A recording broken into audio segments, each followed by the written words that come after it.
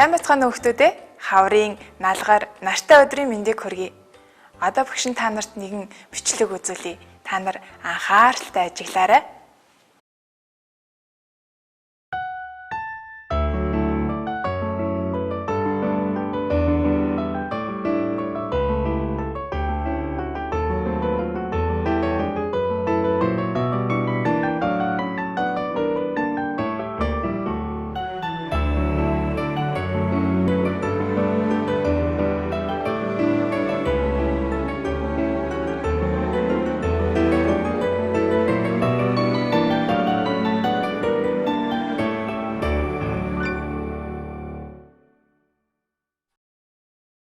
Энэ юу вэ хүүхдүүд ээ? Дэлхий шүү дээ.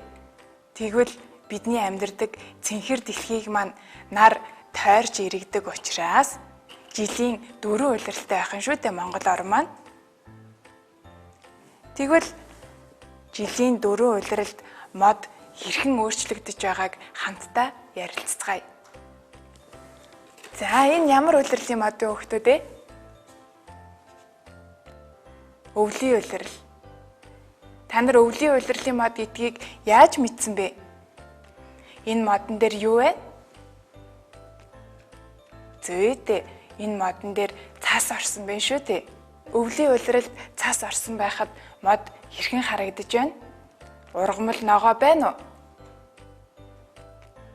Тийм ээ. Өвлийн улиралд хүйтэн ургамал ногоо ургах боломжгүй учраас модыг цас дарсан ямар ч навчсгүй шүү дээ. Тэгвэл хаврын улирал болж солигдоход мод яаж өөрчлөгдөх вэ? Хаврын улирал болоход гадаа ямар болдог вэ хүүхдүүд ээ? Хариулаарай. Зүйтэй, дулаахан болдог шүү дээ. Тэгвэл хаврын улиралд нөгөө өвөлжөнгөө орсон цас маань хайлаад дулаахан болох үед хаврын улиралд мод маань ингэж дөнгөж нахиалж ургаж эхэлдэг байх юм шүү дээ. За тэгвэл хаврын улирлын дараа ямар улирал болж өөрчлөгддөг юм бол? Шууд хүйтэн болох юм болов? Эсвэл бүр дулаарах юм болов? Та нар юу гэж бодож байна? Зүйтэй, хаврын улирлын дараа зуны улирал болдог шүү дээ. Зуны улиралд мод маань хэрхэн өөрчлөгдөж байна?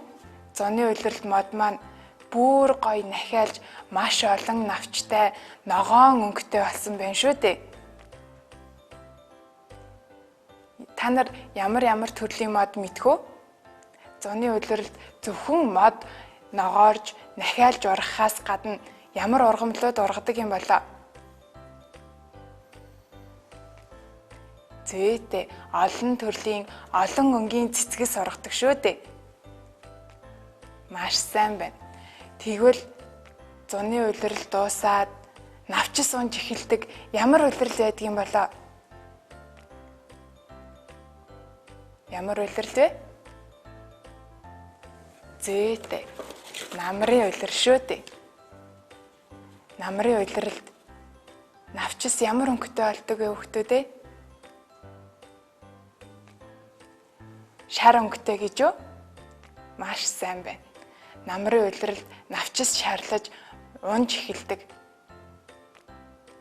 Яагаад навчис ундаг юм болоо?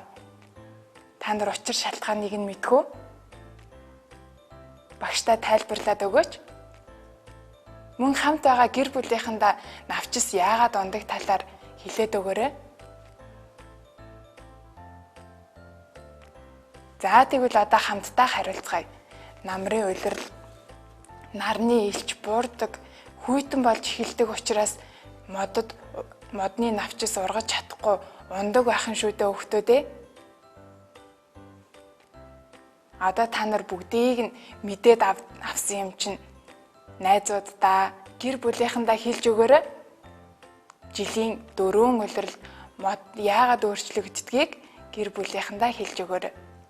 Харин жилийн 4 улиралд мөн өөрчлөгддөггүй мод гэж байдаг байх нь. Үргэлж ногооноороо байдаг ямар мод юм болоо? Мөнх ногоон, гат язуур мод шүү дээ. За тэгвэл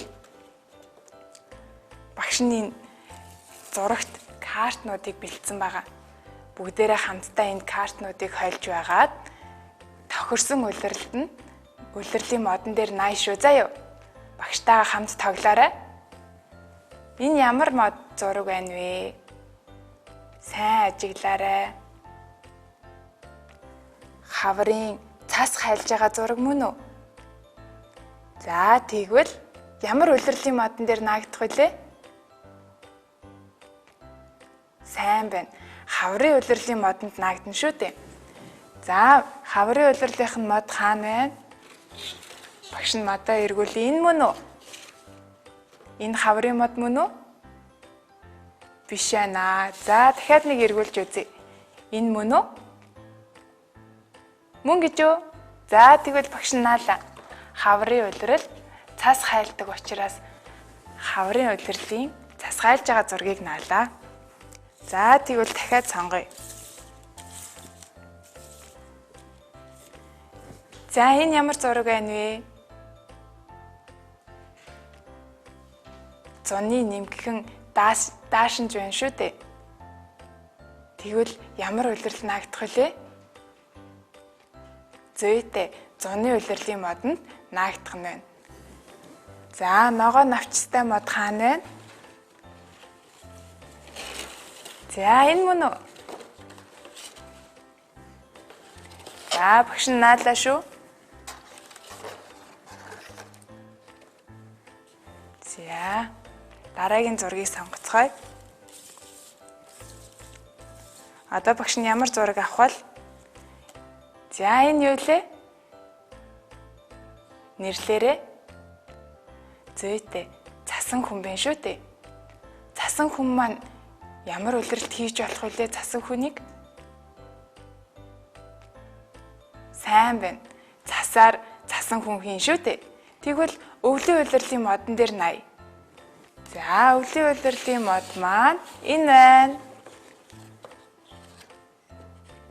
За сайн байна. Тэгвэл дараагийн зургийг сонгоё.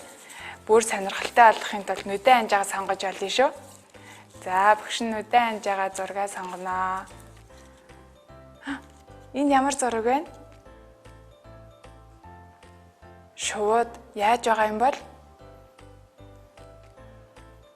Шууд буцаж байгаа зураг юм шүү дээ. Ийм байдлаар гэртээ зурган карт, ийм гоёмсог мод хийгээд тоглож олно шүү хүмүүдээ. Ингэж тоглохдоо сонгосон зургаа сайтар тайлбарлаж ямар улирлын модон дээр наахаа ярилцаж байж тоглоорой. Баярлалаа. Баяртай. Хүүхдүүдээ маргааш дүрслэх урлаг хөгжмийн хичээл орно. Дүрслэх урлагийн хичээлээр гарын доорх материал ашиглан үүл бороо хийж сурах юм. Иймд гялгарууд, хөвөн, өнгийн будаг зэргийг бэлдээрэй. Харин хөгжмийн хичээлээр таньдаггүй гин багтаад уг дуулж сурна.